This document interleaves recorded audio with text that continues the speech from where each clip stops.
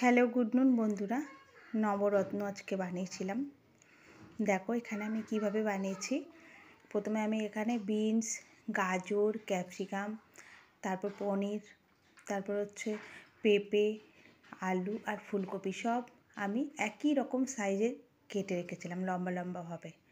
প্রথমে আমি পনিরের মধ্যে লবণ মাখিয়ে পনিরটা আমি তেলের মধ্যে ভেজে নেব। হ্যাঁ, এখানে আমি না সাদা তেলটা ইউজ করেছি।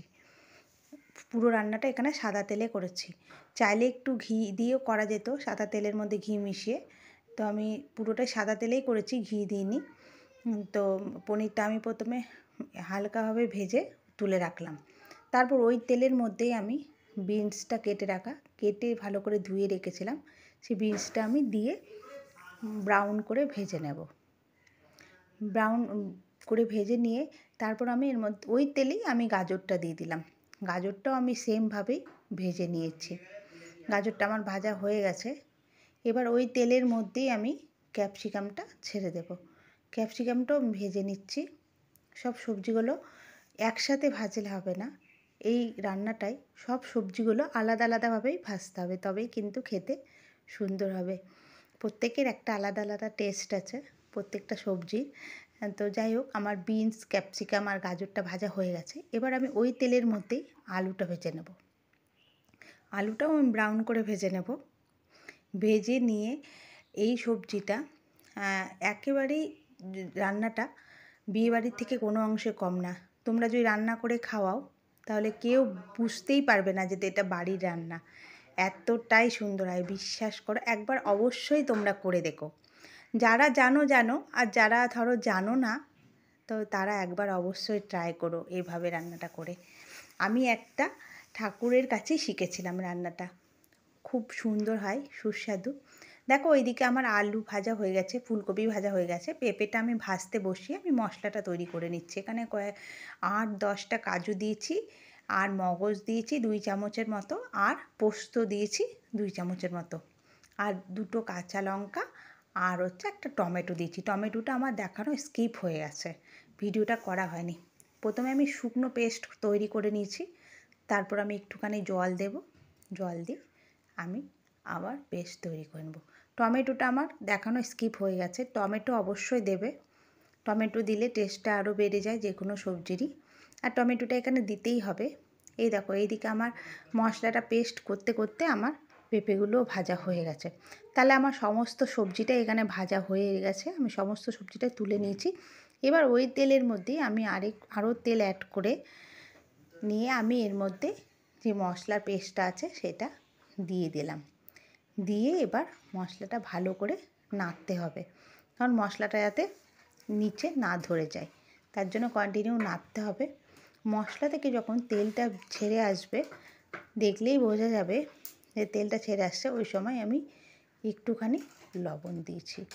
লবণ দিয়ে আবার মশলাটা একটুখানি নেড়ে তারপরে এক এক করে সব সবজি দিয়ে দিয়েছি। প্রথম পেঁপে, ফুলকপি, যে সবজিগুলো ভেজে রেখেছিলাম সমস্তটা এক এক করে দিয়ে দেবো। পেঁপে, ফুলকপি দিয়ে তারপর আমি আস্তে আস্তে সব সবজি দিয়ে দেবো। এখানে দেখো, এই দেখো আলুটা, তারপর হচ্ছে গাজর, তারপর ক্যাপসিকাম, বিনস, সব সবজি এক এক করে আমি ছেড়ে দেবো। সবজিটা আমার এখানে 3 ভাগ মতো ভাজা হয়ে গেছে, মানে সেদ্ধটা আর একটুখানি ভাজা হয়েছে, একটুখানি নরম, মানে নরম করতে হবে সবজিটা যাতে সফট হয়। তার জন্য এখানে আমি কিছুক্ষণ নাড়াচাড়া করে আমি ঢেকে রেখে দেবো। এইদিকে দেখো আমার একটা জিনিস ভুল হয়ে গেছে তাড়াহুড়োতে, এখানে সাদা তেলের মধ্যে প্রথমে আমাকে গরম মশলাটা ফোড়ন দিতে হতো, সেটা আমার দেওয়া হয়নি। সেই জন্য অন্য একটা কড়াইয়ের মধ্যে আমি এই ফোড়নটা দিয়ে এই দেখো এর মধ্যে দিয়ে দিলাম। তেলের মধ্যে যেটা আমাকে দিতে হতো প্রথমেই, সেটা আমার স্কিপ হয়ে গেছিলো, ভুলেই গেছিলাম দিতে। তার জন্য আমি পরে সেটা অন্য কড়াইয়ের মধ্যে করে গরম মশলাটা ভালো করে ভেজে নিয়ে আমি এর মধ্যে দিয়ে দিয়েছি ওটা গরম মশলা ভেজে। যাই হোক, আমার এবার সব সবজিগুলো একটুখানি কম আঁচে নাড়াচাড়া করে একটা থালা দিয়ে আমি ঢেকে দেবো, যাতে ভালোভাবে সফট হয়ে যায় সবজিগুলো। ভাজা তো হয়ে গেছে, আর খুব সুন্দর গন্ধ বেরোচ্ছিলো, বিশ্বাস করো এত সুন্দর একটা স্মেল বেরোচ্ছিলো।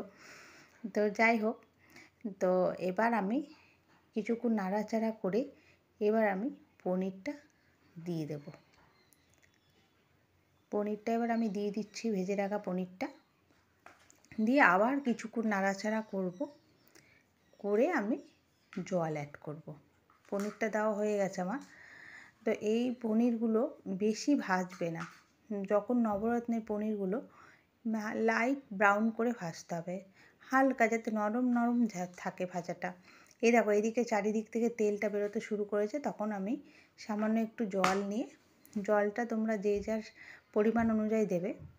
আমি এখানে হাফ গ্লাস মতো জল অ্যাড করেছি, করে আমি এবার জলটা যখনই ফুটে উঠেছে তখন আমি এখানে চিনি দিয়ে দিয়েছি। চিনি দিয়ে যখন ফুটে উঠেছে তখন আমি এখানে 3টে চিড়ে কাঁচা লঙ্কা, ঝালটা যে যার স্বাদ অনুযায়ী দেবে তোমরা, যে যেমন ঝাল খাও। আমার এদিকে বাটার মধ্যেও ছিল 2টো কাঁচা লঙ্কার, উপর থেকে আমি 3টে লঙ্কা চিড়ে দিয়েছি। কারো যদি ঝালটা কম লাগে তখন সে ঝাল লঙ্কাটা চটকে খেতে পারবে। এবার আমার তরকারিটা পুরোপুরি হয়ে গেছে নবরত্ন। এবার আমি এর মধ্যে 1 চামচ ভরে ঘি অ্যাড করলাম। তরকারিটা বিশ্বাস করো খেতে এতটাই ভালো হয়েছিল, মানে কেউ বুঝতেই পারবে না যেটা বাড়িতে রান্না হয়েছে।